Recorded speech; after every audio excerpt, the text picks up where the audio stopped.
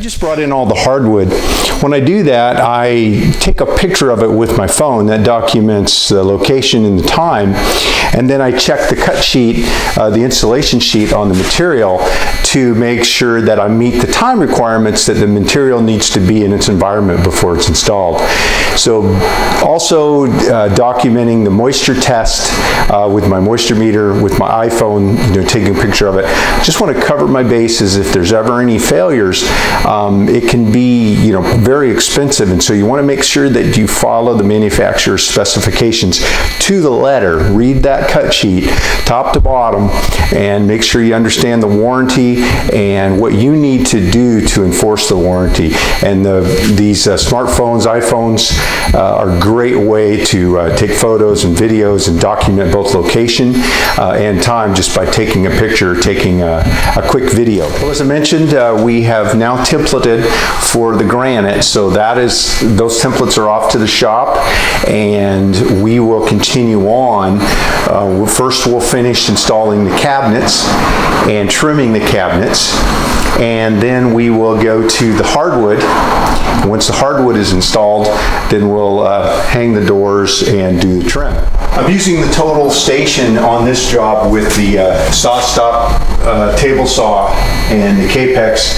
I have a couple of vacuums beneath the bench that are set up to take the dust off of the Capex and the dust off of the table saw, as well as a floater that we keep things clean. Again, people are living here, people are actually using the bedrooms and bathrooms down here. We want to keep it very, very clean, not only at the end of the day, but throughout the day. And by collecting the dust that we are generating while we do it, it keeps the job cleaner and makes for much happier homeowners, and makes my job easier too. When we're all done, we don't have nearly as much to clean up.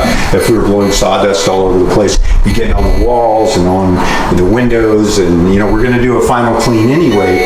In fact, we do a really thorough clean ourselves, and then we, in all of our jobs, we bring in a professional cleaning crew, and we actually clean our area, and we go beyond. We clean into areas that are nearby, dusting and vacuuming, cleaning windows and things. So the total station is working perfect on this job. I don't need the extensions because the only long trim we're doing is on a couple of doors, the legs, and they're pre-finished. They're pre-cut. They're only about 2 inches longer than they need to be. We'll cut them that final bit. We don't need stops or anything like that. The headers are pre-cut and pre-finished. We'll be cutting the cabinet trim parts. They're pretty short and they're ripped, at angles and whatever we have to do to fit to the wall. All that can be done on the table saw and the miter saw and on the bench. So again, we don't need the extensions. It fits nice and tightly in this corner of the room. We're working in a real small space. You can see the dust wall I have there, and touching the other wall here, and I need to keep always clear, stairway clear, and access into the rooms. So it's working out perfectly sitting up here. Again, it'll work for the cabinets, and it'll do perfectly for the hardwood. I've set it in an area where carpet is going to be rolled back to that point, so where it is now, it'll be where carpet will be. Hardwood will come up pretty close to it.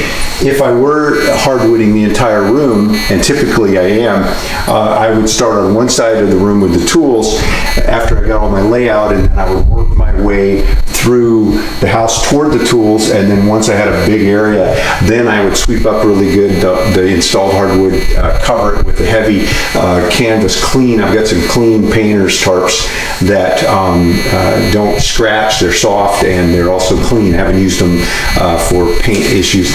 And then I'll set up my shop on the finished hardwood, on the tarp, and then finish out. It's pretty easy to move everything a few feet. Tools are set up so they won't be leaving the job until we're done. They're in here. It took me about 15 minutes. We're not working right out of the garage like I normally do. We're working in a lower level on a hillside home, and we're accessing from through a gate through the backyard from the road. And so having my trailer nearby, it's close, it can be close by, but it's not typical where it's right up to the garage. So when I brought all the tools in, I didn't want to, I don't want to take them back at the end of the day and take that 15 minutes to set up. I've invested the 15 minutes, and now it's going to be here for 4 or 5 days, and then when I'm all done, it'll probably take a little longer to clean up and put away, but at least I leverage that time over multiple days. Remember, if you like these videos, to give me a thumbs up, subscribe to the channel, and share them with others. Thanks for taking the time to watch. Have a great day.